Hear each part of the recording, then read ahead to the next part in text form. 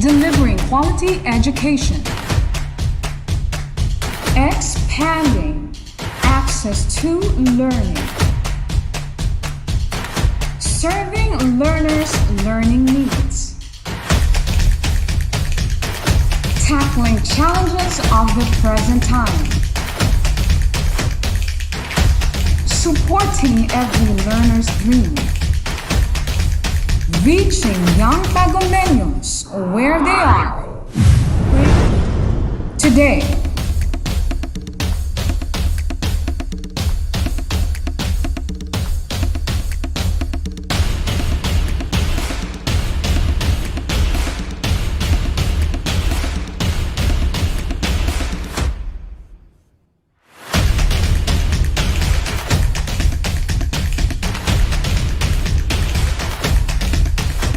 From the music capital of the Philippines, advancing in the challenge of distance learning, the official TV-based instruction of DepEd Tagum City, bringing you quality education straight to your home. Plug yourself in. This is DepEd TV. Tara na!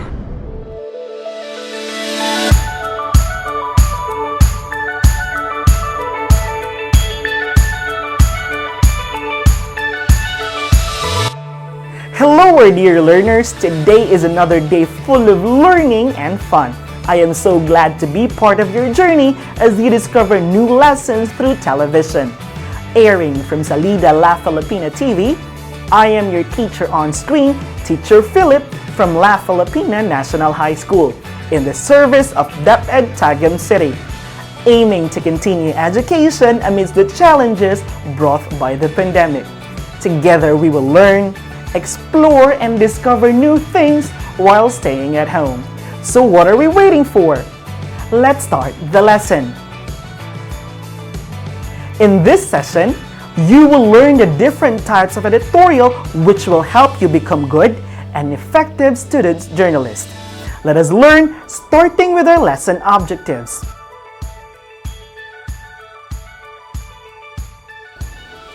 First, explain the nature and characteristics of editorial stories. Second, explain the qualities of an editorial, articulating a stand or position, which are our most essential learning competencies.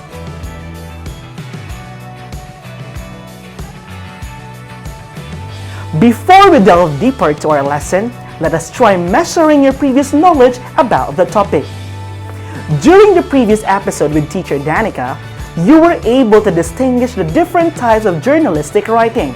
Let's find out if you could still recall a certain concept from it. I will read an excerpt of article from the school publication and try to guess what type of journalistic writing it is. You will be given 5 seconds to answer, and when you hear this sound, then time is up. Are you ready? Let's begin.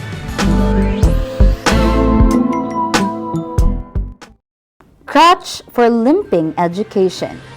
As the Philippines subject itself to global education assessment through the Organization for Economic Cooperation and Development, or OECD, results of the 2018 Program for International Student Assessment, or PISA, revealed the reality besetting Philippine education, as the Philippines ranked last in reading among 79 participating countries and ranked second last in mathematics and science.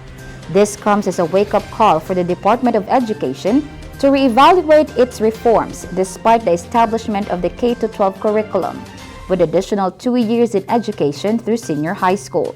It was expected that graduates manifest the competencies needed for higher education, employment, or business, but the PISA results say otherwise. Where did the Philippine education go wrong? What do you think is the category of this journalistic article? Is it A, current events, B, editorial, C, features, D, science and technology, or E, sports? Your time starts now.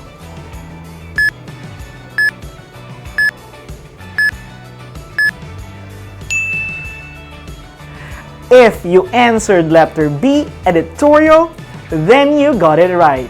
As you can see, the article expresses the writer's opinion based on facts and convinces the readers to think the same way the writer does. I bet you were able to choose the right answer.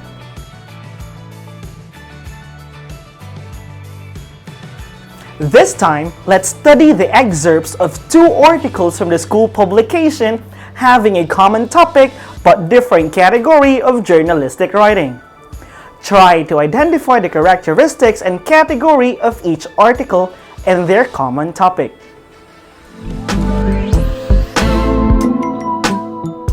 And culture of fear. Victims demand tightened security, sanction for thieves. The series of theft on gadgets and money from June to October prompted the victims to call on the school administration for fast action by boosting its security and by giving sanction to those who were caught in the act.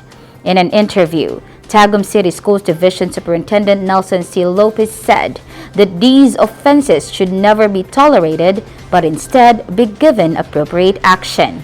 We have DepEd guidelines for appropriate sanctions to minors which should be followed by the school administration, Lopez said.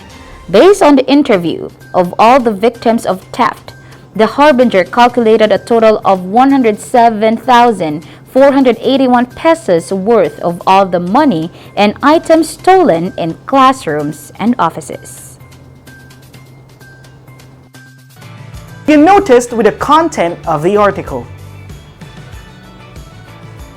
If you answered, it merely presents facts and does not include the writer's opinion, you're correct. What about the next excerpt?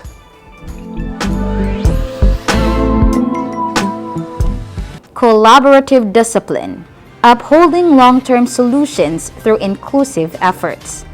The veracity of the biblical proverb which states, "Spare the rod, spoil the child," is no longer applicable these days as children are overprotected by the laws. These protection becomes their shield, and so it gives them the confidence to do major offenses in school, including stealing. In an investigation through interview conducted by the Harbinger among classrooms and offices victimized by theft, stolen items and money from June to November amounted to staggering 107,481 pesos. This is not just disturbing, this is alarming. When the grade 7 student was caught stealing, he was not subjected to violence. Instead, he was brought to Department of Social Welfare and Development, and together with the parents, they will be given counsel. By then, monitoring should be done. But the catch happens when monitoring and follow-up fail. If the erring minors will just be given counseling without monitoring, then he will not learn responsibility and accountability. In fact, this will give the notion that he can just get away with his fault for free. Positive discipline then only works when those who are involved work continuously, so the process of reforming the child is long-term and continuous. May the school, parent, and the community not just take responsibility casually. The tedious work is on the follow-up. If this fails, positive discipline turns out to be negative after all. What do you think is the common topic of these articles?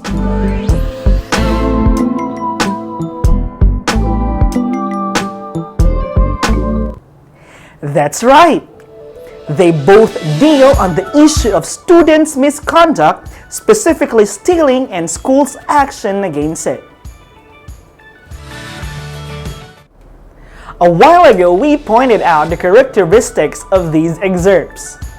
The first one merely presents facts, while the second excerpt expresses the writer's opinion based on the facts presented. These clearly show that although they deal the same topic, they have different characteristics and purpose. What do you think is the category of the first article based on the previous session we had in journalism? If your answer is news article, you got it right. How about the second article? What do you think is its category?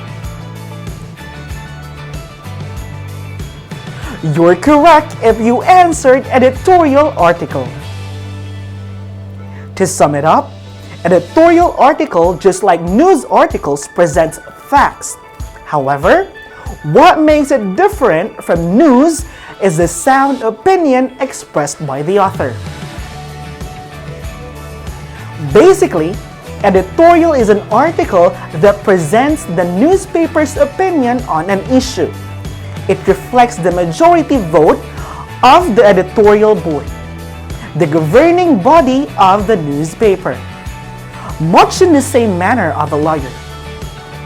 Editorial writers build on an argument and try to persuade readers to think the same way they do. Editorials are meant to influence public opinion, promote critical thinking, and sometimes cause people to take action on an issue.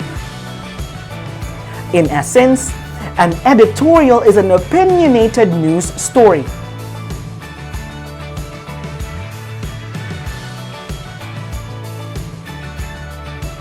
Now that we have a clear understanding of what editorial is, let's discuss two types of editorial: the interpretation editorial and the criticism editorial. The first type is called interpretation editorial.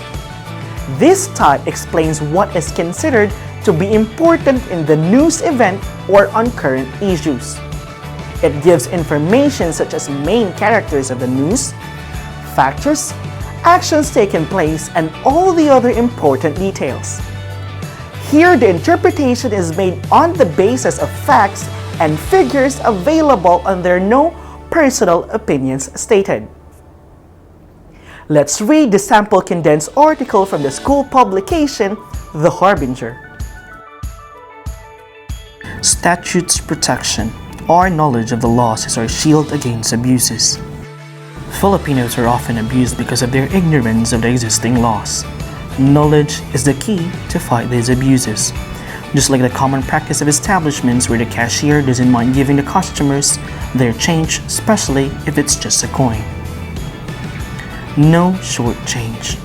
If the change for a purchase may be as less as 25 centavos, some cashiers of establishments may not even bother to ask if it's okay when they do not have coins, or you may be given candies in lieu of the amount. It seems like it's done automatically and we don't even have the chance to complain out of respect or just to keep the peace. Now we already have our protection. With Republic Act 10909 of the No Short-Changing Act was passed into law. In an article published on PhilippineStar.com on July 31st, it says that violators may face closure and a fine of 500 peso to 25,000 pesos to protect consumers against deceptive sales acts and practices. Consumers must also be educated in the exercise of their rights. In addition, establishments are no longer allowed to use candies as change. If violated, we may file a complaint within 10 days from a transaction and require the Department of Trade and Industry to investigate. According to Rappler.com, the first offense is sanctioned with 500 peso fine, while second offense with a 3-month suspension of license to operate plus 15,000 peso fine, and the third offense with revocation of license plus 25,000 pesos fine. Now, we already have the right to demand exact change. What have you noticed? That's right. Aside from giving information, it interprets the existing laws and its provisions. Now, let's proceed to the second type, the criticism editorial. This style is used when one has to see both the good and bad features of the news events or any kind of news item through the eyes of an editor. Its purpose is to influence the readers and at times suggest a solution at the end. Let's read the sample condensed article from the school publication, The Harbinger. As we read along, take note of the content and the elements that make a good editorial. Remember this acronym: SPECS. Your editorial must state the problem, Next is your position. Third, your editorial must have evidence. Fourth, wrap up your argument in a conclusion. But always remember that it's important to include solution or suggestion in the article. Yolanda, mirror of reality. Typhoon Yolanda did not only reveal how grave the state of our environment is, as climate change has become more evident with the frequent occurrence of weather disturbance like typhoon and super typhoons. It has also served as a reflection of the contrast between the government's obsession of a good image of governance and its inadequacy to respond to crises and disasters. Before Yolanda struck on November 8, 2013, President Benigno Aquino III said in a televised speech that the country's C-130 aircrafts are fully mission capable to respond to those in need, adding that 32 airplanes and helicopters from the Air Force are on standby together with the Philippine Navy's 20 ships, which are positioned in Cebu, Bicol, Cavite, and Zamboanga. He said that relief goods are also pre-positioned in many areas expected to be affected by the super typhoon. Such was a very confident statement that Typhoon Yolanda proved wrong. After the typhoon ravaged most of Visayas, one question lingers in the Filipinos' mind. Have all these readiness gone with the wind? What have you noticed in the lead? This line states the problem while this line states the position of the editorial article. Moving on to the second paragraph. The article presented the first evidence from the secondary source. In this case, it is a televised speech. This also gives the background and the context of the issue. But it's not enough to just present an evidence. As a writer, you need to interpret this evidence. This paragraph here interprets the facts presented earlier. Let's read further. It appears so when it took nearly a week before relief goods arrived, according to the interview with Yolanda's survivor by the Harbinger staff. Some of the survivors even took the solution of the dire reality in their hands when they burned the slowly rotting bodies lying on the streets. The evident absence of law and order led to anarchy in the streets when looting becomes the norm under the reasoning that this is a situation of the survival of the fittest. Old wounds never seem to heal with the national government's slow response to the Club and City, where its mayor belongs to the clan of former First Lady Imelda Romualdez Marcos, whose husband has been accused of masterminding the death of Aquino's father. This was made worse when Interior Secretary Mar Rojas and Romualdez were not speaking on terms because of disagreement over relief efforts and the Interior Department's initiative to take over the devastated city. In the end, the victims were the ones who suffered. The next two paragraphs presented more evidences, but these are interpreted together with the writer's stand. This line here is a result of the interview of the editorial staff among survivors of the Yolanda. And this line reveals the stand of the writer. This paragraph has facts from news stories, and the last paragraph is the stand of the writer about the facts presented. Let's continue reading. The local government also had their share of the peril. Its failure to make the people understand the gravity of the danger caused by storm surge caused people to become reluctant to evacuate. If massive awareness of the danger could have been explained in local terms, residents would have had the reason to scamper for safety on higher grounds. 2 months after the typhoon, the construction of bunkhouses as temporary shelters for families of homeless typhoon victims exposed allegation of overpricing and substandard work. The size of 2 table tennis boards for each room to be occupied by 5 to 10 individuals is like dumping pigs in a pen. Unfortunately, the victims are not pigs. They deserve better than the $200,000 worth 24-room bunkhouses that cause worry to the politicians and priests in Samar and Leyte, where in fact this has a price tag of 959,360 in the DPWH plan. According to the report of Inquirer dated January 6, 2014, bunk houses in one municipality in Samar do not even have toilet, baths, and kitchen. It is also important to include transitional signals, especially when the article presents more comprehensive facts. This sentence here is used as transition. The last sentence of this paragraph already makes the interpretation, and the same suggests a possible approach to solve the problem. Statistics and numbers are also important evidences, and it must be included in the article. This interpretation uses comparison to press a point in the article. Let's continue reading the conclusion. These realities define the leadership of the present administration, and it painted them as villain rather than the heroes they claim to be. But the end of their term is still far. They still have chance to redeem what they have lost. An inevitable super typhoon could come anytime soon, as extreme weather phenomena have become so routine lately. It takes another Yolanda as their redemption. This time, Filipinos do hope that they have already learned the hard way. For the conclusion, it is very important to end strong. The conclusion must also be connected to the introduction. Let's look at the introduction and the conclusion once more. The introduction questions the image of the government, and the conclusion answers the image, and it says it painted them villain rather than heroes. So what can you say about criticism editorial?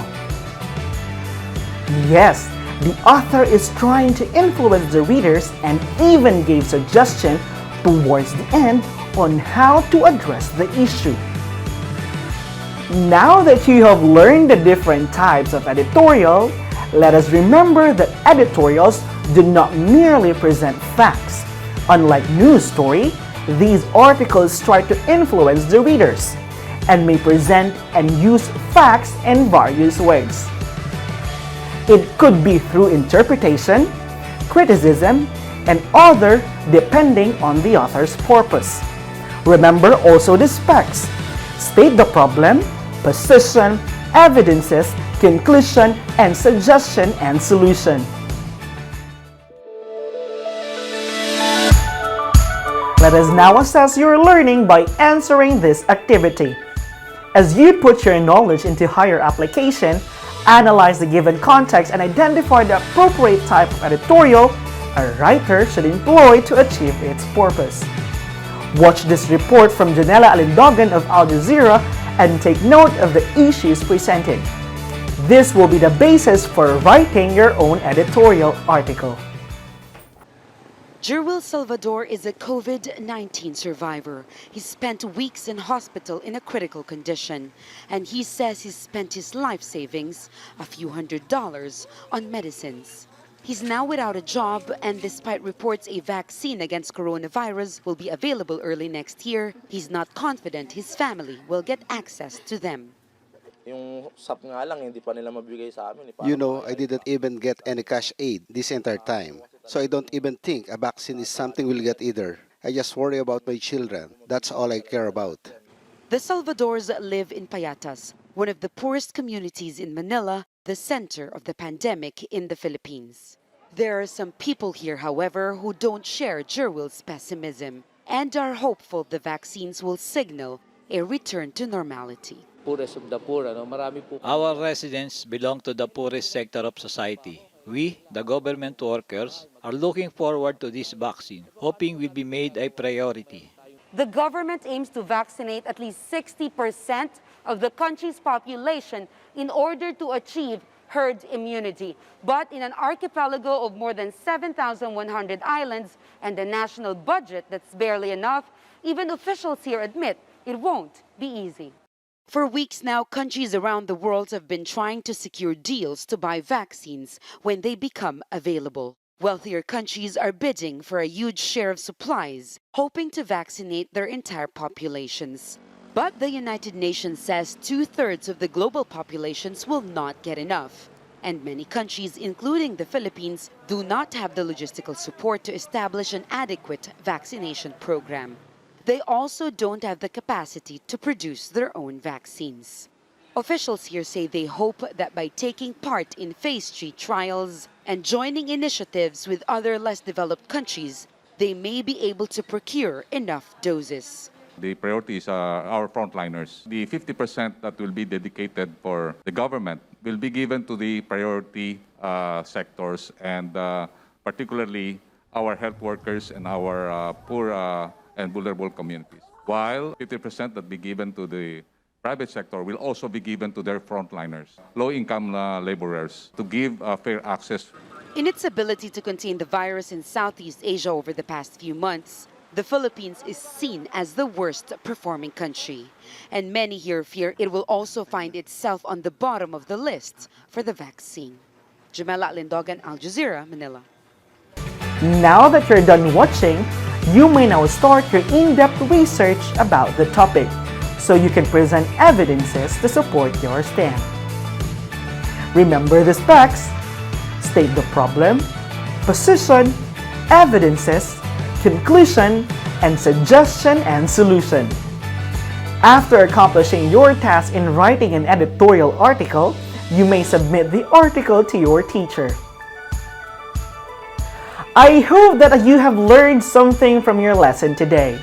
May these learnings help you become an effective journalist. Allow me to give you this thought to ponder. According to Howard Cosell, stand for something. Don't quest for popularity at the expense of morality and ethics and honesty. That ends our lesson for today. This has been your teacher on screen, Teacher Philip. See you in the next episode only here at Salida La Filipina TV.